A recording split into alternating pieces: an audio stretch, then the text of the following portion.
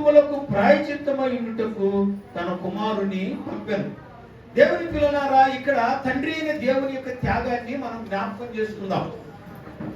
నా ప్రియమైన దేవుని యొక్క పిల్లలారా, పరలోకమందున్నటువంటి దేవుడు ఈ లోకానికి రావటానికి గల కారణం ఏంటి, తన కుమారుణ్ణి ఈ లోకానికి పంపడానికి గల కారణం ఏంటి అనేది ప్రతి క్రైస్తవుడు, ప్రతి వారు తెలుసుకోవాలి.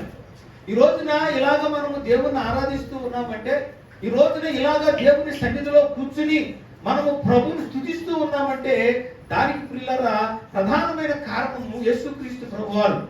పరలోకమందున్న తండ్రి ఉన్నాడు.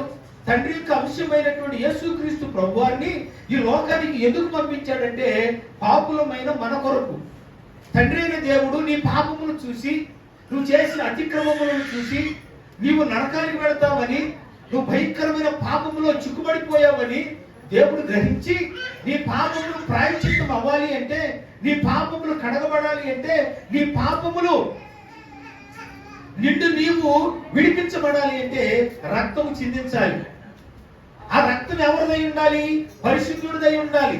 ఈ లోకములో నీ పాపములు కడగటానికి ఒకవేళ అనేక మంది అవతార పురుషులు పుట్టుండొచ్చు, లేకపోతే నిన్ను ఉద్ధరించడానికి అనేక మంది నాయకులు ఉండి ఉండొచ్చు. కానీ అయితే పిల్లరా, ఏ రక్తము కూడా పాపములు కడగటానికి పవిత్రమైనదిగా లేదు. అయితే తండ్రి అయిన దేవుడు తన కుమారుడైన యేసుక్రీస్తు ప్రభు వారిని ఎందుకు ఈ లోకానికి పంపించాడంటే నీ పాపముల నిమిత్తమై ఈ లోకానికి పంపించాడు. మొట్టమొదటిగా తండ్రి అయిన దేవుడు తన కుమారుణ్ణి ఈ లోకములోనికి పంపించడానికి ఆయన త్యాగం చేశాడు. ఈ రోజున ఎంతమంది దేవుని పని చేయడానికి త్యాగం చేస్తూ ఉన్నారు. ఈ రోజున ఎంతమంది దేవునికి ఇవ్వటానికి, దేవునితో నడవటానికి, వారి పాపములను విడిచిపెట్టి పరిశుద్ధుడితో సహవాసం చేయడానికి ఎంతమంది ఇష్టపడుతూ ఉన్నారు. ఆలోచించండి పిల్లరా.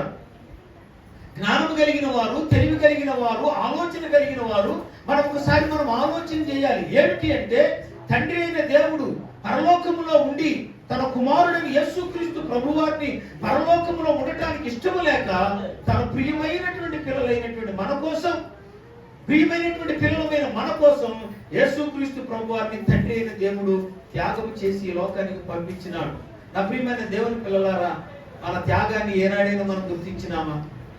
ఆ త్యాగశీలతను మనం ఎప్పుడైనా గ్రహించినామా? నిజమే కదా.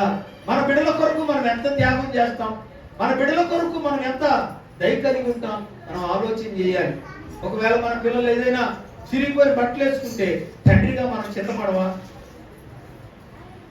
మన పిల్లలు అనారోగ్యంతోనో, వ్యాధితోనో, బాధతోనో బాధపడుతున్నప్పుడు మన ఆస్తులన్నీ మన పిల్లలను బాగు చేసుకోమా? ఆలోచించండి పిల్లలు. మన